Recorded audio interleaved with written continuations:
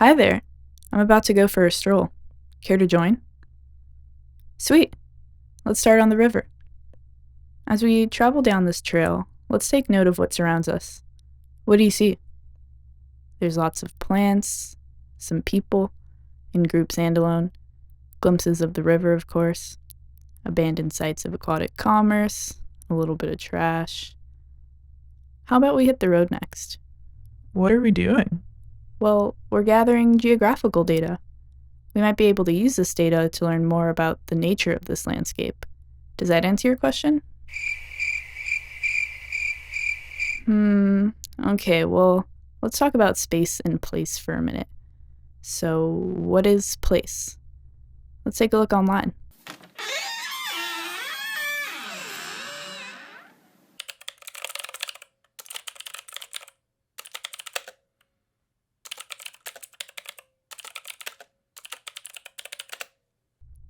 Here it says place can be defined as a particular position, point, or area in space, a location.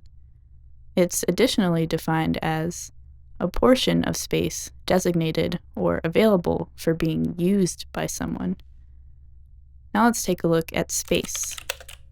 Okay, so we have a continuous area or expanse which is free, available, or unoccupied.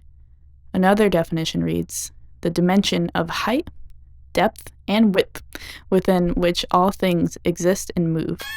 Whew, okay, that's a lot. But let's try to work through this. So, what I'm getting is that the term place might imply specificity or intent, and can even be defined as an element within space, where a place might have borders or land deeds. Space has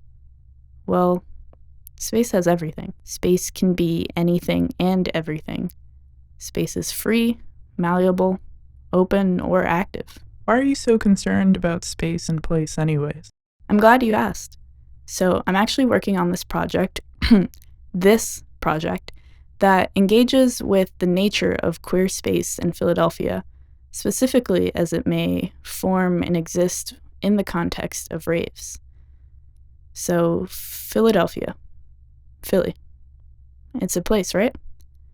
It exists today on land, in space, that prior to colonization was graced by indigenous peoples called Lenape.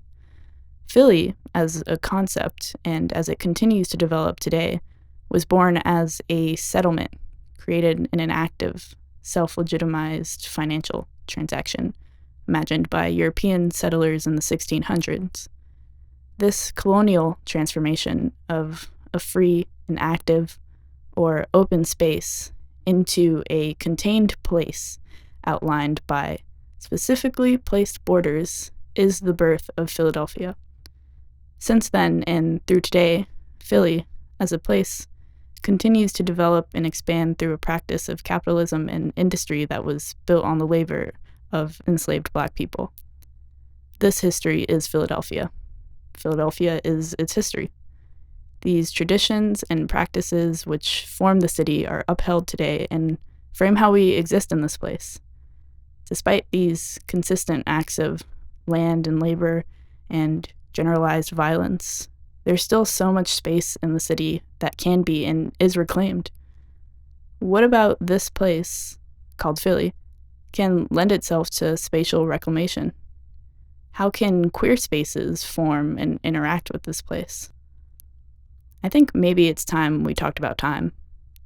If we head back to the ThinkPad, we find a definition of time that reads, the indefinite continued progress of existence and events in the past, present, and future regarded as a whole. If time, as it acts in the present and as it will act in the future, is, by this definition, tied to what has already occurred, does that mean the future can only be drawn from its history? I think you're rambling. Well, okay, let me rephrase. Will our future be shaped by the past? Must we access history in order to take control of our future? And how do we access history when much of popular historiography tells us the past only through the voices of those in power, how can our past really even be known? I don't know. Yeah, me either. Well, maybe Jose Esteban Munoz knew. In a 1996 article titled Ephemera's Evidence, Introductory Notes to Queer Acts, Munoz describes an inability to count as a proper proof as being profoundly queer. In place of a place in a history book, we have this invisible evidence that is covertly transmitted, and both is and comes from the performance of queer acts. Munoz calls this ephemera, which evaporates at the touch of those who would eliminate queer possibility. So, maybe our lack of honest representation in popular history is an essential part of our history.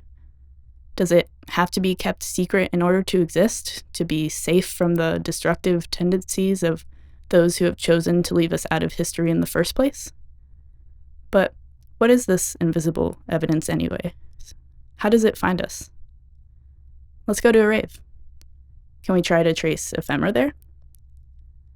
Does the type of venue have an effect on its transmissible properties?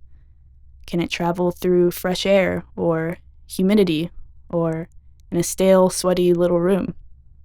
Is it hiding in the flicker of various light sources, gracing our pupils and bodies? Or maybe it's carried by those little vibrations hitting our eardrums and shaking space via the sound system, nearby chit-chat, or other sonic elements that the space may be conducted to. Can the sensation of fabrics running on our skin or the cold shine of our jewelry and accessories guide it? Or is it just us? Is it our movement, our sweat, our stench, those interactions with each other, electrified by physical touch or embedded into the exchange of words with each other? In an article titled The Sound of a Movement, 18 Creatives on the Black Queer Future of Dance Music by Them.us, DJ D. Diggs describes Black queer dance parties as groups of people working together to sustain a vision and each other. By performing queerness and queer acts in the present, we are at the same time accessing our past and continuing a legacy in practice, in body by embodiment. Instead of a obsessively factual, linear narrative, maybe our history is a collective experience, happening in the present and lending itself to our future. When you are experiencing the now and the then, what do you see laying ahead?